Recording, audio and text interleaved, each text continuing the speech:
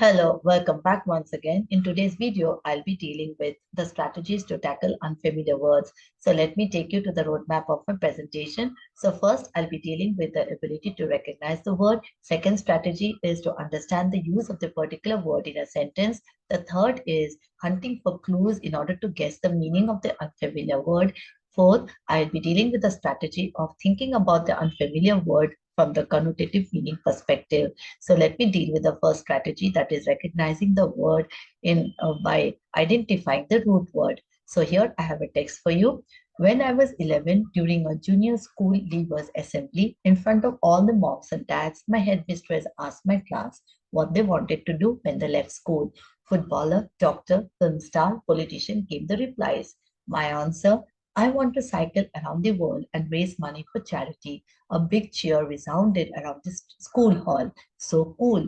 Now I have highlighted the word resounded. So if I do not know the meaning of the word resounded, I can use the first strategy, that is recognizing the root word of this particular unfamiliar word. So in order to recognize the root word, I need to separate the word into two parts. So here I can separate the word in this manner, re and sounded. So re is the prefix to the word sounded. So we can understand the word sounded is the root word, or the word sound is the root word. So I can understand that the meaning of the word sound means the noise that can be heard. And if I associate with the other words that the writer has used, that is a big cheer, the big applause, I can understand the writer is talking about, the applause of that came from the crowd, the applause that came from his friends in front of all the people over there. And now I can understand the prefix, the meaning of the word prefix or re, or I can guess the meaning of the prefix re, which means is coming back again and again. It is once again the sound is coming back. So that this way I can understand the meaning of the word resounded. So let us now move ahead with the text. So a little did I know that 20 years later, I would be setting off on a 9,000-mile journey to India on my own, carrying everything I needed on my steel frame bicycle, affectionately known as Shirley. I would like to say it was planned to the ninth degree and that everything ran like clockwork. In reality, I was arrested twice, chased by wild dogs, beaten, wined, dined with the mafia, and attacked by bandits. Now, here I have highlighted the phrase ran like clockwork. So, uh, in order to understand the meaning of this phrase, I cannot use the first strategy, that is recognizing the root word, because I cannot separate the phrase. So, therefore, I need to use another strategy. So let us now move on to the second strategy, that is understanding the use of a word in a sentence. So when we implement the second strategy, we can identify how the writer has used the word in a particular sentence. Let us read it once again. I would like to say it was planned to the ninth degree and that everything ran like clockwork. In reality, I was arrested twice, chased by wild dogs. So in the previous sentence, he talks about his plan, and in the next sentence, he gives the exact opposite to what had happened to him in reality. So he's trying to show the contrast between what he had dreamt of, what he planned, what he desired, and what happened to him in reality. So we can guess at the meaning of the phrase that he has used in when he's talking about his plans. That means he wanted everything to go on smoothly. So that is how he had planned. Without any problems, his work would go on smoothly. But in reality, he was arrested, he was chased by wild dogs, and there were a lot of problems that he had to encounter. Let us read the third paragraph. On my last day, I was cycling to the Bandipur Wildlife Park in southern India. My flowery bike was in great camouflage and startled a number of elephants as I passed. So he's talking about his journey through the Bandipur Wildlife Park, and in his journey, he describes his bike, which was flowery. That means either he had added a lot of pictures of flowers on his bike, or there were, flowers that he had actually was carrying actually in his bike. And he's saying that it wasn't a great camouflage. So how can we identify the meaning of the word camouflage? Because we see there is a writer, even though he is using the word and he's also trying to talk about the elephants. He actually trying to show that the elephants, they were startled or they were astonished, they were shocked, they were caught unawares. And so therefore we can guess that the flowery bike actually did not somehow, suit the elephants. They found it very unusual. And so therefore I can guess the meaning of the word as it did not match with the entire scenario in the wildlife park. So therefore, the word camouflage means something which was really totally different or did not match and therefore did not actually create the same kind of ambience as the wildlife situation. So therefore, the elephants were shocked and startled. So in this way, I can guess the meaning of the words by understanding how the words have been used in a particular situation. Let us now move on to the third strategy, that is hunting for clues. Always we remember the writer provides clues to the reader in order to help the readers guess at the meaning of the particular word. So let us see from this text. It is time to rethink the meaning of the word literacy. We need to think of literacy as the ability to read and write. Now we need to think beyond reading and writing.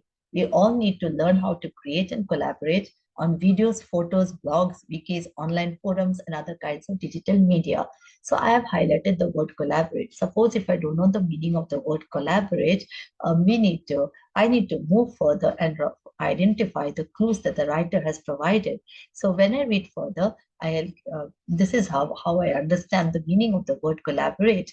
This can be difficult when teachers and students do not have access to the internet, but the core skills can be practiced in classrooms without technology. One of the most important skills we must now learn is collaboration, and this can be practiced on a chalkboard, whiteboard, or even a simple piece of paper. We can learn to listen to one another, use each other's strengths, and practice working together in any environment. So the writer is actually talking about collaboration again. He's saying even though we do not have access to internet or we do not have access to technology, we do not have technology, but still some of the core skills can be learned in classrooms without technology. And he's saying that one of the most important skills is collaboration. So in order to understand the meaning of collaboration, we now understand the writer is giving more importance to collaboration and is talking about collaboration. And so therefore, when we read further, we understand he's giving examples of collaboration. For example, we can listen to one another, use each other's strengths, and practice working together. So from all these examples, we understand that the word collaboration means the ability to work together in groups and complete your task. So this is how we understand the clues that the writer provides to the reader, and with the help of clues, we can guess at the meaning of the word. Now let us move on to the fourth strategy, that is thinking about the unfamiliar word, that is arriving at the connotative meaning of that word. Now let us first understand which are the two types of words that the writer can use. First is the connotative word and the second is the denotative word. The connotative word has many meanings associated with the word, whereas the denotative word will have only one meaning associated with the word. Now denotative word are actually definitions, that is the direct meaning of the word, and therefore there is only one meaning. Whereas the connotative words, the emotions are associated with the connotative words. And so therefore, I give an example over here, the words like group, gang, and club. Now, all these three words, the meaning is same in the sense we are talking about a collection of people who can do work together. But then all these three words have different emotions associated with it. For example, the word group is a neutral word in the sense there's a neutral emotion associated with it. That is, neither it has a positive emotion attached or neither it has a negative emotion attached. Whereas the word gang, there is a negative emotion attached to the word gang. So one has to be very careful when using the word in a particular context. So if we do not know what emotions are associated with it, we might actually confuse the readers in the process. The word club, again, is a positive emotion attached to it. So let us understand how to arrive at the connotative meaning or how to look at the connotative meaning of words. So here I have a text for you. So he was sliding back into the seat by his beaming mother before he surreptitiously opened the blue box in Balfour printed on it. The shiny gold medal threw reflected lights into his shining eyes. For the first time, he thought of the 10 points it represented. Hello, beautiful, he greeted it silently.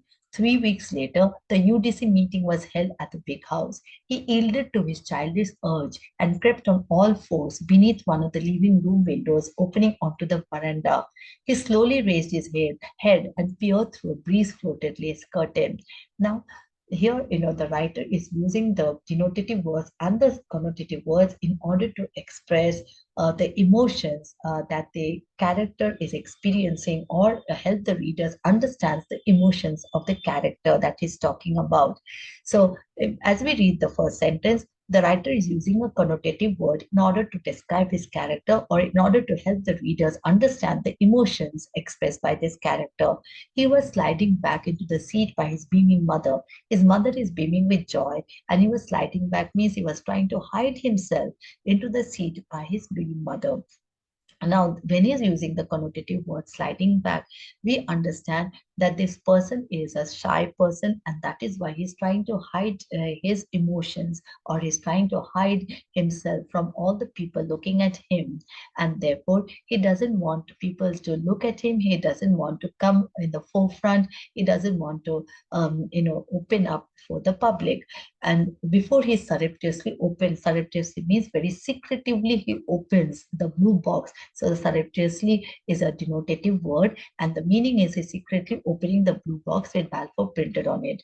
Why is he secretly doing it? Because he doesn't want people to see what he is doing. He doesn't want people to know what he is trying to see. So therefore, we can understand from the next sentence, the shiny gold medal threw reflected lights into his shining eyes. That means he was very happy to see the gold medal. So we understand that he has won a gold medal in some sort of a competition, and he was very happy, but he was refraining himself to express these emotions in front of the people, in front of the public. And so therefore he was doing everything secretly. For the first time, he thought of the 10 points it represented. So we understand he had got full 10 points by winning this particular competition, and therefore he was very happy and also very excited about it, but he was not ready to express it in front of the people. So by understanding the emotions of this particular character, we understand, we can derive at this conclusion that this person is a very shy person, and he therefore doesn't want to express his emotions in front of the public. So this is how the writer uses the connotative words and the denotative words in order to express more information about the character. So having understood this, I would like to thank all of you for your patient listening.